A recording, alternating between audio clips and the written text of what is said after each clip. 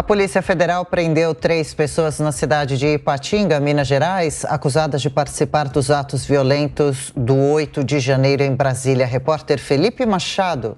Laudenir Vieira Rodrigues foi encaminhado na manhã desta terça-feira para a delegacia da Polícia Federal de Ipatinga.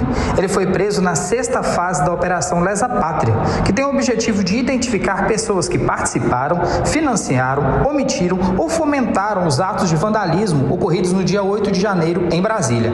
Além da prisão preventiva, foi cumprido um mandado de busca e apreensão na casa dele. Laudenir é ex-servidor público e divulgou nas redes sociais vídeos e fotos durante os atos que resultaram na depredação do Palácio do Planalto, do Congresso Nacional e também do Supremo Tribunal Federal. Em Minas Gerais, outros 2 mandados de prisão preventiva foram cumpridos hoje. Clésio Ferreira, professor e candidato derrotado a prefeito de Ouro Preto, na região central de Minas Gerais, e Celso Teixeira de Jesus, de Governador Valadares, cidade que fica na região leste mineira. Os fatos investigados constituem em tese os crimes de abolição violenta do Estado Democrático de Direito, golpe de Estado, dano qualificado, associação criminosa, incitação ao crime, destruição ou inutilização de bens especialmente protegidos. Bom, e girando os nossos comentaristas para falar sobre essas investigações ainda, começando por você, Fábio Pipero, lembrando que Anderson Torres ainda está preso e surgiu a informação, o TSE vai manter a minuta encontrada na casa dele para investigações em relação a Jair Bolsonaro. Sim, exatamente, né? Esse é um outro processo que corre no TSE, não tem nada a ver com o 8 de janeiro, é um processo que inclusive foi aberto a partir daquele encontro com os diplomatas de vários países, ocorrido em julho do ano passado, quando, aliás, o presidente naquele momento fez duras críticas ao processo eleitoral brasileiro e, naquele momento, o TSE considerou que aquilo foi, no mínimo, bastante ofensivo e, claro, sem as devidas comprovações. Então, agora, a questão dessa minuta é algo realmente intrigante, porque o Anderson Torres também não fala, ele não se pronunciou nos momentos em que foram convocados lá os depoimentos, né, dos quais ele deveria, ou pelo menos teria a oportunidade de se defender.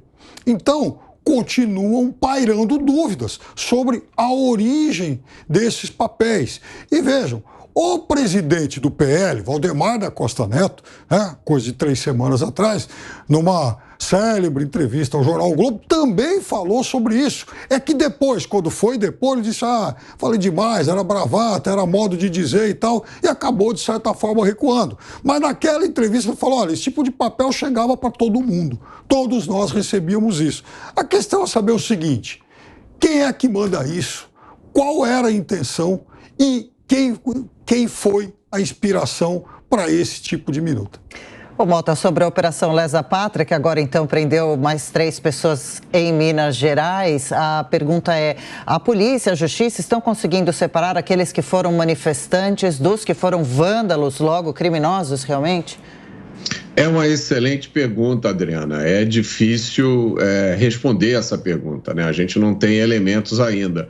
O que causa espanto, estranheza, foi a prisão de quase 2.000 pessoas, né, em Brasília, inclusive crianças, mulheres, idosos foram colocados num galpão. E aí a pergunta para a nossa reflexão é o seguinte, imagine se isso tivesse acontecido no Rio de Janeiro, se a polícia carioca tivesse prendido 2.000 pessoas, inclusive mulheres, crianças e idosos, tivesse colocado eles num galpão, o que teria acontecido, né? Então, se essas 2.000 pessoas realmente vandalizaram, participaram dos atos de depredação, o que não parece provável, né? Porque crianças pequenas, muitas mulheres, senhoras idosas, né?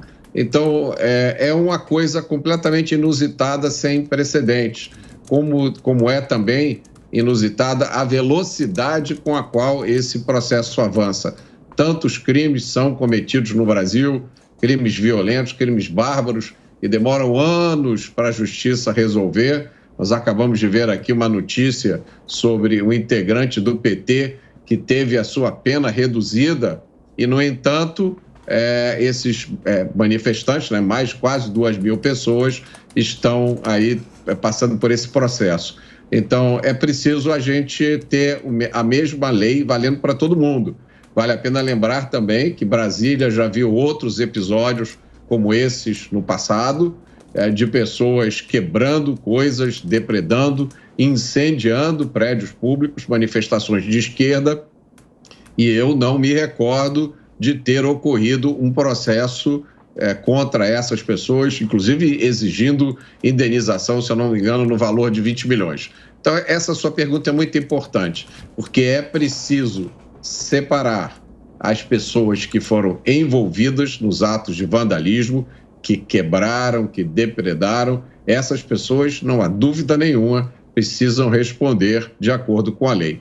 Agora, as pessoas que estavam lá simplesmente se manifestando, simplesmente acampadas, tem gente que não gosta disso, que acha ridículo se acampar na frente de uma instalação militar. Tudo bem, ser ridículo nesse país ainda não é crime. Se fosse, tinha muita gente que teria que ser presa.